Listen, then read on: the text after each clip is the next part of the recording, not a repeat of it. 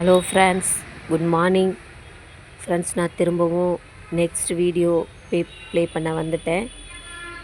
Hello friends, நான் இப்போ என்ன சொல்ல போகிறேன்னா, என்னோடய குழந்தைய நல்லபடியாக வளர்க்கணுங்கிற ஆசைப்பட்டேன். ஆனால் நாங்கள் தன்னிச்சையாக ரெண்டு குடும்பத்தாரையும் எதிர்த்து இந்த மேரேஜ் நடந்ததுனால ஃபஸ்ட்டு பிடிக்காத மேரேஜ், அப்புறம் அப்சர்வ் பண்ணிட்டேன். அப்புறம் என்னால் வெளியில் ஒரு நாள் இரவு போகும்போதே ஊர் உலகம் எவ்வளவோ பேசும், நம்ம லைஃபே போயிடுச்சு அப்படின்னு அவன் கூட ரன் பண்ண வாழ்க்கை.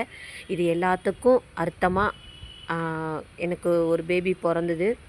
அதை வளர்க்கக்கூடிய போதுமான தொகை எங்களுக்கு வேணும். அவளை சந்தோஷமாக வளர்க்கணும், அப்போது அவளோட லைஃப்பை பார்க்கணும் அப்படின்னு நான் எதிர்பார்த்தேன். நான் காலேஜ் லைஃப்பில் மேரேஜ் பண்ணி, காலேஜ் லைஃப்பை மேரேஜ்க்கு அப்புறம்தான் முடித்தேன். அப்புறம் ஃபீட் பண்ணுற பேபி இப்போது இப்படிலாம் இருக்கும்போது என்னோட அந்த பர்சன் பார்த்திங்கன்னா வேலையே அப்போ தான் தேட ஆரம்பித்து அப்புறம் ப்ளம்பர், கொத்தனார், வெல்டிங், காங்கிரீட், பந்தல் காங்கிரீட் இப்படின்னு ஒவ்வொரு வேலையாக மாறி ஏதோ ஒரு நிலைய ப்ளம்பர் வேலைக்கு ஹெல்ப்பராக செய்கிற இன்ஜினியரோட ஹெல்ப்பாக வேலைக்கு போயிட்டு இருந்தாப்புல. அப்போது பார்த்திங்கன்னா கொஞ்சம் வருமானம், நாங்கள் வாடகை வீடு பத்தாத்துக்கு அவங்க வீட்டிலேருந்து வந்து கொஞ்சம் கொஞ்சம் இம்சைகள். என்னோடய பேபிக்கு நல்லது கெட்டது, ஃபர்ஸ்ட்டு பர்த்டே அப்படின்னு சில நடக்கும்போது அவங்க வருவாங்க.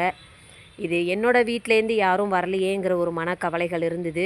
அப்போ வாடகை நிறையா அவளுக்கு எதிர்காலத்துக்கு எல்ஐசி இதை மாதிரி போடணுன்னு ஆசைப்பட்டோம். அவளுக்கு வேணுங்கிறத வாங்கி கொடுத்தோம்.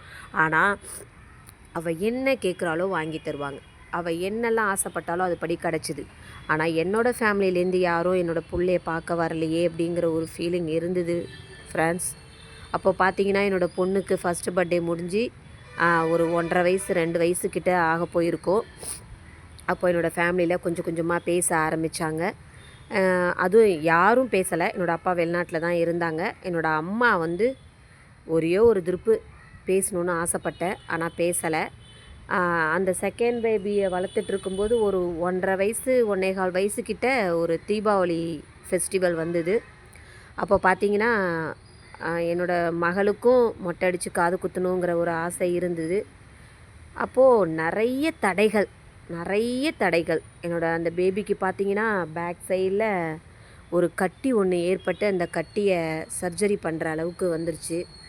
அந்த சர்ஜரி பண்ணாதான் அந்த கட்டியை ரிமூவ் பண்ணலாங்கிற ஒரு பேட் நியூஸ் எங்களுக்கு.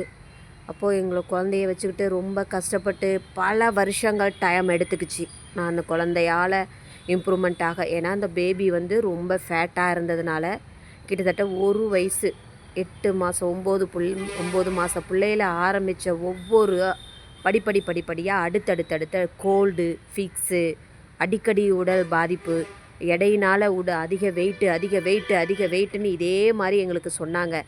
மாதம் ஆனால் கிட்டத்தட்ட 2 திருப்பு மாதத்தில் 2 திருப்பு ப்ரைவேட் ஹாஸ்பிட்டலில் காமிச்சாதான் அவளோட நிலமை நிற்கிற மாதிரி இருந்தது. அப்போது நானும் வேலைக்கு போக ஆரம்பித்தேன் ஃப்ரெண்ட்ஸ். அப்போது வேலைக்கு போகிறது பிடிக்கலை. அது மூலியமாக ஒரு சின்ன பிரச்சனைகள் எனக்கும் அந்த பர்சனுக்கும் வந்துச்சு. நிறைய பிரச்சனைகள் வந்தது. அப்போ பார்த்திங்கன்னா நான் என்ன வேலைக்கு போனேன்னா அடுத்த வீடியோவில் சொல்கிறேன் ஃப்ரெண்ட்ஸ். டாட்டா பாய். லைக் பண்ணுங்கள், ஷேர் பண்ணுங்கள், பிடிச்சிருந்தா சப்ஸ்கிரைப் பண்ணுங்கள். Thank you friends.